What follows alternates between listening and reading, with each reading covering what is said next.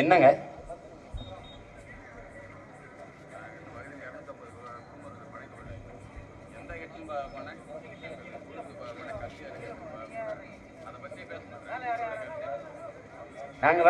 நாங்க வந்தா கல் பணம்பால் தென்னம்பால் மூலிகை சாறு என்று கல்லு கடை திறப்போம்னு சொல்லியிருக்கேன். ஆட்சியின் வரைவில் கொடுத்துருக்கோம். கட்டாயம் திறப்பேன். நாளைக்கு பேசுறேன்.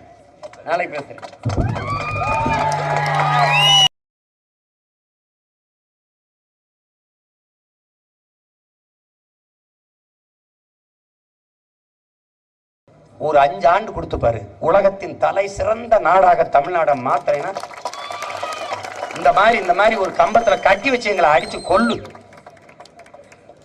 கொல்லு அடி, எங்களை தேஞ்ச செருப்பு வச்சு விளக்குமாறு வச்சு கூட அடி.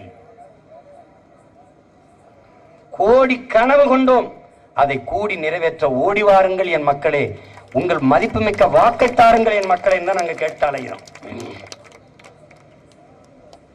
கைவிட்டுட்டான் இவன், விவசாயத்தை கைவிட்டுட்டான், விவசாயியை மறந்துட்டான், விவசாயியை பற்றி கவலையே படல. இவன் என்ன நினைக்கிறான், தொழில முன்னேறிடுவோம், காசு நிறைய இருக்கும், வேற நாட்டில இருந்து இறக்குமதி செஞ்சுக்கிறோம். இந்தியா நினைப்பது போல ரஷ்யா நினைக்குது, ரஷ்யா நினைப்பது போல அமெரிக்கா நினைக்குது, அமெரிக்கா நினைப்பதை போல சீனா நினைக்குது, சீனா நினைப்பதை போல ஐரோப்பிய நாடுகள் நினைக்குது, ஜப்பான் நினைக்குது.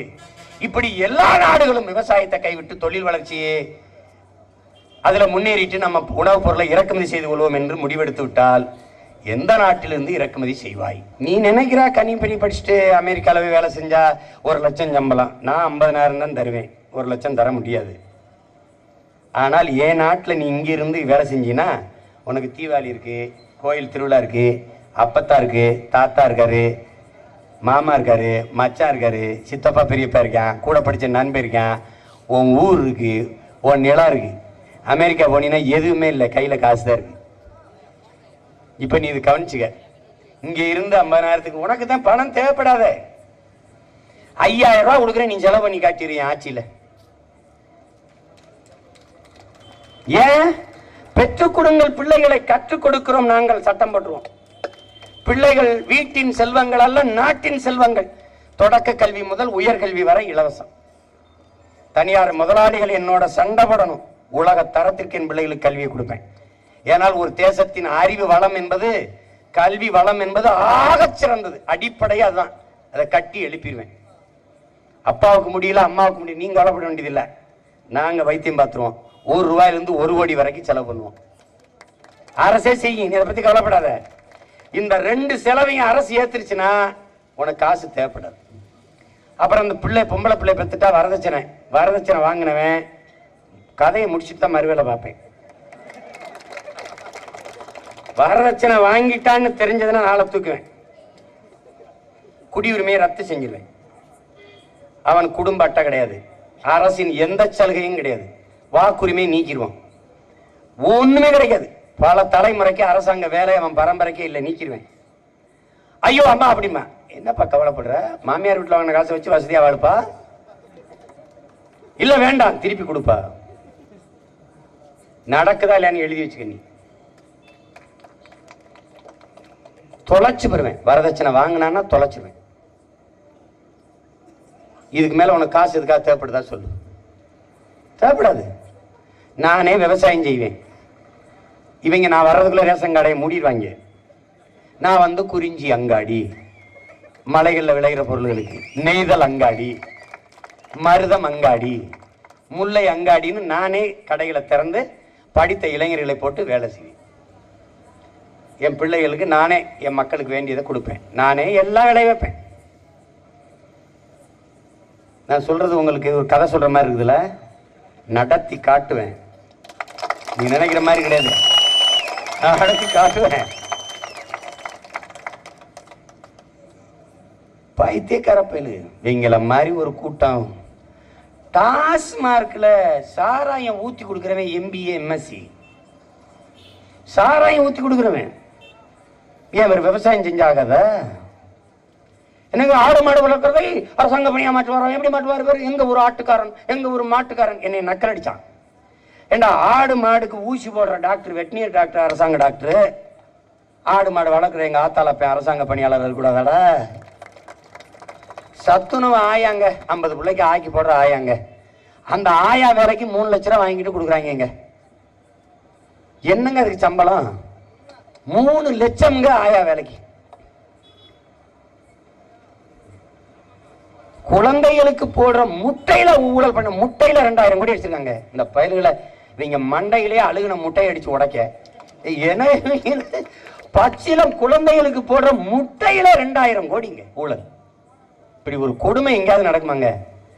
இவங்க பிள்ளைகள் அந்த பள்ளிக்கூடத்தில் படிக்கிறேங்கிற திமிரில் இதை செய்யறாங்க. இதெல்லாம் ஒரு இந்த பாவம் நீங்க சும்மா விடுமா சொல்லுங்க?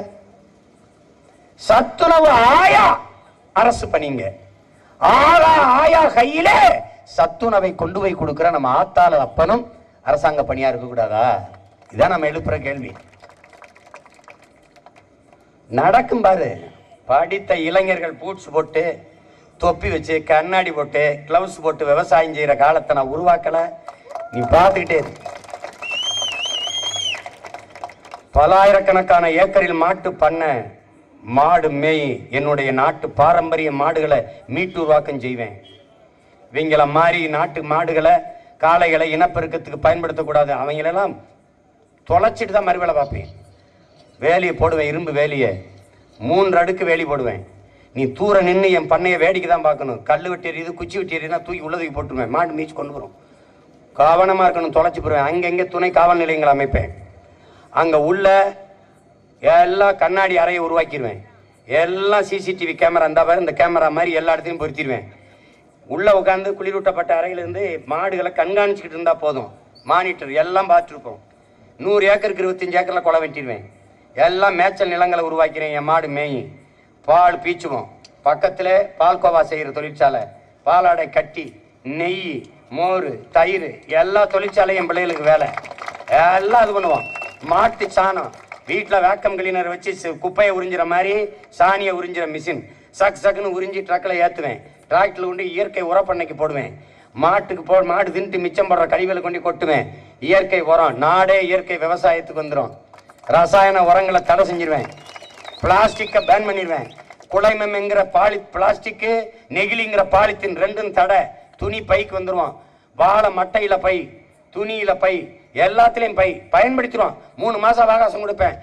மாற்று இதுக்கு வந்துருங்க, இது வந்துருச்சு, தடை செய்ய போறேன், என்னை கோச்சுக்காதீங்க, டப்புன்னு நிறுத்தி விட்டுருவேன். நீ கறி வாங்கும்போது முதல்ல தூக்குச்சட்டி தான் எடுத்துட்டு போன. இப்போதுக்கு பாலித்தீன் வாங்கிட்டு வர்ற. ஒரு பாலித்தீன் தாள் மக்கி மண்ணோடு மண்ணா போக 50,000 ஆண்டுகள் ஆகுங்கிறான். ஒருத்தன் 5 லட்சம் ஆண்டு ஆகுங்கிறான். எவனும் பார்த்ததில்லை, சும்மா தோராயமா சொல்லி விட்டு போறேன். பூமியை நஞ்சாக்கி விட்டது. ஒழிக்கணும், எல்லாத்தையும் மாற்றணும்.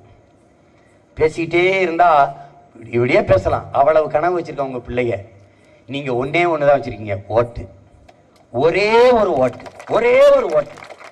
உங்கள் பிள்ளைகள் எங்களுக்கு ஒரே ஒரு முறை தாங்க, ஒரே ஒரு முறை. இதுவரை செய்யாத ஒன்றை இனி வந்து இவர்கள் செய்வார்கள் என்று எப்படி நீங்கள் நம்புகிறீர்கள்? கற்றறிந்த பெருமக்கள், அறிவில் சிறந்த ஆண்டோர்கள், அறத்தின் வழி நின்று வாழ்ந்த மறவர் கூட்டம், எப்படி நீங்க நம்புறீங்க? இதையெல்லாம் மாற்றுவதற்கான வலிமை, ஆற்றல் உங்கள்கிட்ட இருக்கு. ஒரே ஒரு வாக்கு. என் அன்பிற்குரிய சொந்தங்கள், என் அருமை பெற்றோர்கள், எளிய மக்களின் பிள்ளைகள், எங்களுக்கு தாருங்கள். இந்த நாட்டை என் தமிழ் மீது, என் தாயின் மீது, என் தமிழ் மீது, என் தலைவன் பிரபாகரன் மீது ஆணையிட்டு சொல்கிறேன். நான் சத்தியமாக உலகத்தின் தலை சிறந்த நாடாக மாற்றி படைப்பேன். ஊழல், லஞ்சம் என்கிறதே இல்லாத ஒழிப்பேன். வெளிப்படையான நிர்வாகத்தின் மூலமாக எவனும் ஒரு பைசா திருட முடியாது.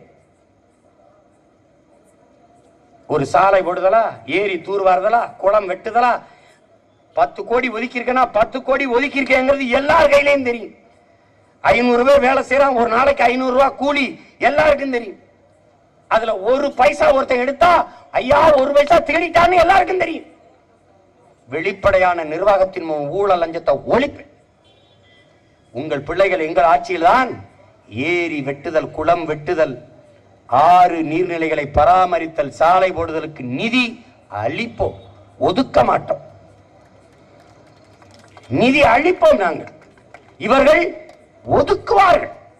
1000 கோடி நிதி ஒதுக்கினோம். 1000 கோடி நிதி ஒதுக்கணும், நாங்க ஒண்ணுமே வேலை நடக்கலையே அப்படின்னு நம்ம கேட்கும்போது இன்னொரு தடவை சொல்லுங்க, என்ன சொன்னோம் நாங்க? இல்ல 1000 கோடி நிதி ஒதுக்கணும். ஆமா ஒதுக்கிட்டோம். நல்லா நீங்க கவனிக்கணும். ஒதுக்கினோம், ஒதுக்குதல். அடுத்த சொல் பதுக்குதல். அதை பாதுகாத்தல், அதற்கு தொடர்ச்சியாக பதவியிலே இருத்தல். இதுதான் இவர்களின் அரசியல். திமுக கொள்கை என்ன, அதிமுக கொள்கை என்ன, இது தெரியாதா? இது தெரியாம இருக்கிறீங்க. கொள்கை கை கொள்ளும் அளவு கொள்கை, அதான் கொள்கை. இதுவர்களுடைய கொள்கை.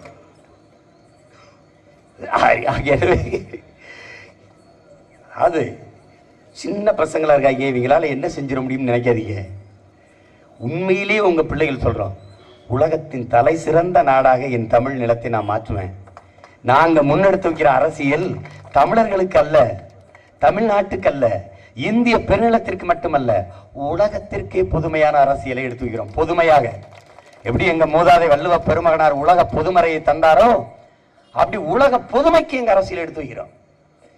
நான் இன்னும் கத்துவது போல என் முன்னோர்கள் செய்த பிழையால நெஞ்சு வெடிக்க உங்க மகன் இன்னைக்கு கத்திக்கிட்டு இருக்கேன். நாங்க என் பிள்ளைகள், எனக்கும் கீழே இருக்கிற என் தம்பி தங்கைகள் இந்த நிலைமைக்கு வந்துவிடக்கூடாது என்பதற்காகத்தான் உங்க பிள்ளைகள் கத்தி கொண்டிருக்கான். தயவு செய்து எங்களை பெற்றோர்கள், எங்கள் உடன் பிறந்தவர்கள் புரிந்து கொண்டு உங்கள் மதிப்புமிக்க வாக்கை எளிய பிள்ளைகள் எங்களுக்கு, என் தம்பி கந்தசாமிக்கு விவசாய சின்னத்திலே செலுத்தி அவனை வெற்றி பெற செய்யும்.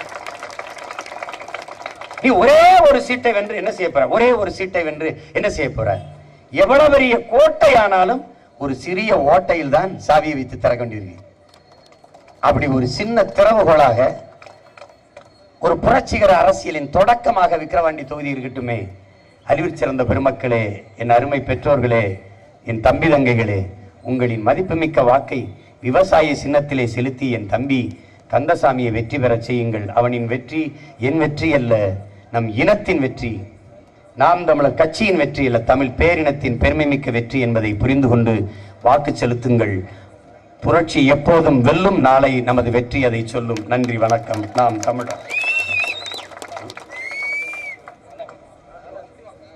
என்னங்க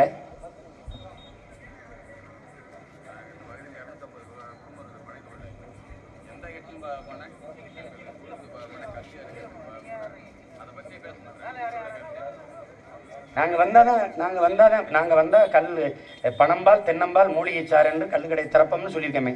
ஆட்சியின் வரைவில் கொடுத்துருக்கோம். கட்டாயம் திறப்பேன். நாளைக்கு பேசுறேன்.